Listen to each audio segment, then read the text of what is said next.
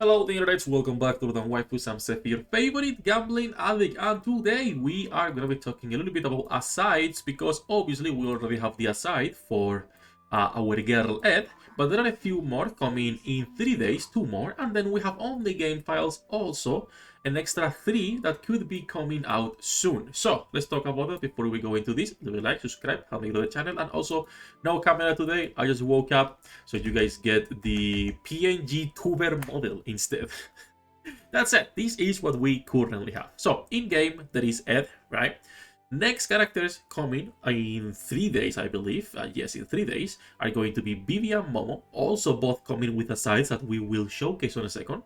And then on the game files, we have Ui, Seized, and Posher. I might be missing someone. I don't think I am, but I could be missing someone. Now, game files. It's important to understand that this is simply what's on the game files and doesn't mean they are next or that they will get the banner next, okay?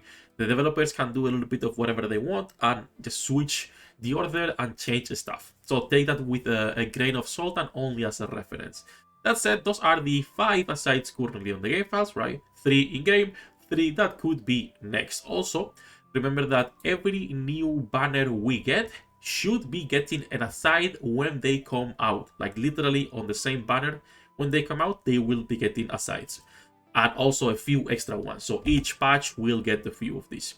That's it. Let's jump directly into Sauce Hage because they have the website directly in here. Shout out to whoever is making the website. It's pretty good, a pretty good resource, honestly. And let's jump directly into all of these asides that we are just talking about and show the A2 skill to see if it's worth saving for those or not. Remember, please, that the asides are a long-term system. This is going to be something you guys work slowly, right? Slowly works toward. You don't need to be getting these the moment they drop, right? That's it. Let's talk about Momo first. She is right here, okay? She's coming in 3 days, and also talk about Baby. And Momo is a fantastic DPS, and it seems she's just getting better and better and better. So if we talk about Momo, A1 will increase stats. A3, it's actually different than, for example, the stats. So as you guys can see, it increases outgoing damage to enemies for all allies and reduces incoming damage from enemies for all allies. A really, really good A3 because not only is it just pure stats, it's increasing damage directly and damage reduction as well for everyone on the team. This is a really good A3. Now, the skill itself, the A2, what is changing? If we go here, skills, it's going to be the freshman skill. If we go to level 12, as you guys can see, the minions she summons are going to be 74% medium magical damage. The self-destruct damage is 111% at level 12. And for minions as well. This is going to be changing and increasing the minion self-destruct damage. And also when a minion is destroyed, it's going to be recovering SP for Momo. Meaning she will be able to spam her minions even more consistently, right? So this is really good. You can not put an item with SP on her and instead just focusing on more damage, right? And then lastly, when a single skill is used, reduces incoming damage to Momo for a set period of time so she doesn't get killed when you're using her ultimate skill. Now, the self-destruct goes from 111 all the way to 200%. SP recovery is 10 per minion, right? Because she's minion destroyed. And then the incoming damage reduction is going to be 50% for 3 seconds. So she will basically never die when she's using her singular skill, right? She can just go to the back line, do her damage, come back, and she's fine. So this is a really, really good improvement for her skill and for one of her main ways of dealing damage. Because a lot of her damage do come from the minions. So Momo will just get more usage with this new aside. Remember that the skills go also to level 15. So this is going to be also pretty expensive. I wouldn't recommend going past level 12 for skills, okay? Like the levels with the asides up to level 15, it's omega expensive. I would recommend it only on really powerful skills on your main team, nothing else, okay? So that's Momo. Let's go a little bit over Vivi here, and let's scroll down, all right? So Vivi already had part of her aside on Korea in global, right? Because of her passive and whatnot. So the new aside is actually also pretty good for our girl. The A1, as usual, gives stats. The A3 is pretty similar to Momo, reduces incoming damage from all enemies for all allies, and increases attack speed for all allies. Attack speed buffs are always huge. This is a pretty good one. I will not be unlocking the A3, however, because it is omega expensive, and let's be honest, I will be going for A2 on most characters because I'm not a millionaire here to be unlocking A3 on every single character from the get-go, right? We will slowly work towards that.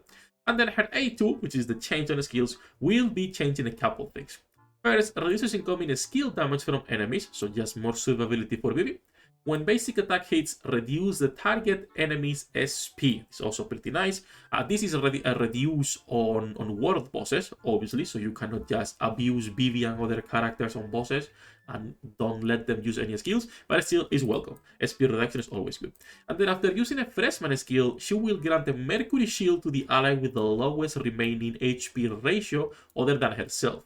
So on her skill, the senior skill, these big shield, right? This big shield will be applied not only to her, but also to someone else, which is pretty nice, right? Like this nice shield right there. So that's pretty good because this means that she is granting even more survivability to the team as well. Also, the senior skill, Mercury Spear, gets launched at 2 additional random enemies. So this shield applies to 2 people on her freshman, and then the senior skill, that AoE right there is going to be applied to 2 more enemies as well, if I'm reading that correctly, because each spear, as you can see, the spear is what's blocking that ball. So I assume she's getting 3 pulls of Mercury plus 2 shields with her freshman, which is fantastic. This shield is pretty good, and it can be scaled if you are using something like the Grail, for example. So that should be pretty nice to see. So for we will getting more survivability for her and for the team, which is welcome. Pretty good for an already really good tank, only getting better. Now we go into the 3 that are coming next. So we can talk first about probably Posher, and then we go into the other 2. We'll go in order. Now, Posher is a character that I'm just not a fan of. I don't like the RNG on her kit. And the aside is not changing this. It's not changing like how her kit works and the amount of RNG there is for the potion and everything. So the A1 is stats for herself. The A3 increases critical hit resistance and critical damage resistance for all allies, so a pretty nice defensive buff, mostly for high combat power deficit rather than anything else. And her A2, which is what changes her kit, will be, after using freshman skill, recovers SP for back row allies, adds 1 more target for her senior skills mutate. So the mutate right here, okay, the potato, now she has 2 potatoes instead of 1. Now, this for PvP, it could be good, but for PvE itself, is not that great. Now, SP recovery for your backline is not awful, because obviously on the backline right now for this team, we have both Xion and also Ashur, 2 characters that are pretty strong.